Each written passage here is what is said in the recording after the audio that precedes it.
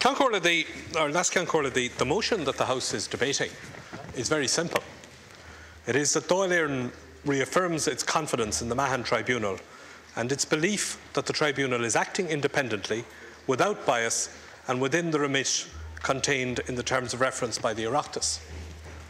Now that's the motion that the Government have decided to submit an amendment to here, deleting the reference to the Tribunal acting independently and deleting the reference to the House's belief that the Tribunal is acting without bias.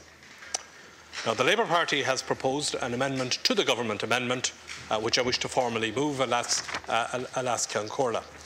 But I listened to Minister O'Dea, who had a lot to say about motives and ascribed motives to the proposers of the motion.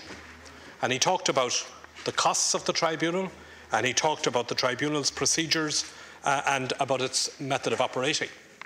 And what I find remarkable about Minister O'Dea's contribution, and the contribution of many ministers over the past couple of months, is, first of all, they have only belatedly become concerned about costs. The costs of the Tribunal, let's be clear on this, the costs of the Tribunal were agreed by the Government. The legal fees for the tribunals were set by the Government. The Government intended to reduce the legal fees of the tribunals, and former Minister McCreevy, as far back as 2004, announced a new and reduced set of legal fees, and the Government of which Minister O'Dea is a member decided to ditch that and to continue the existing scale of legal fees. And it is cant and hypocrisy for government ministers to now start bellyaching about the costs of tribunals when they themselves agreed the legal fees. Secondly, this government has presided over and has been responsible for the conduct of the tribunal and for its terms of reference for the entire 10 years that it has been in opposition.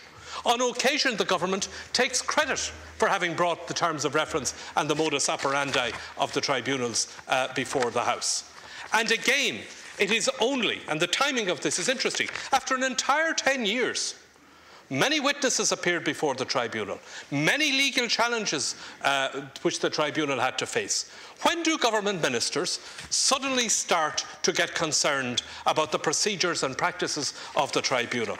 It's when their own Taoiseach is before the tribunal and when he finds himself getting deeper and deeper into the hole. So let's be clear about what's happening here and what's been happening for the past couple of months.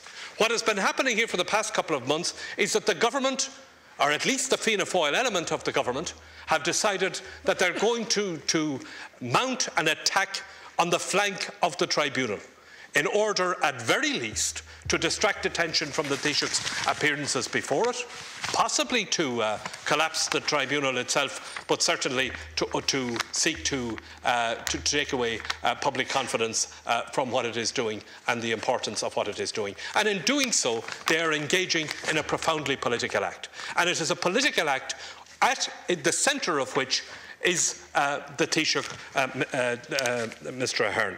Now, I believe that it is, and I find it unacceptable, that the financial affairs of one man, even if he is the Taoiseach, should paralyse the politics of this country and leave the affairs of the people of this country neglected. I must say I'm sick of the twists and turns, half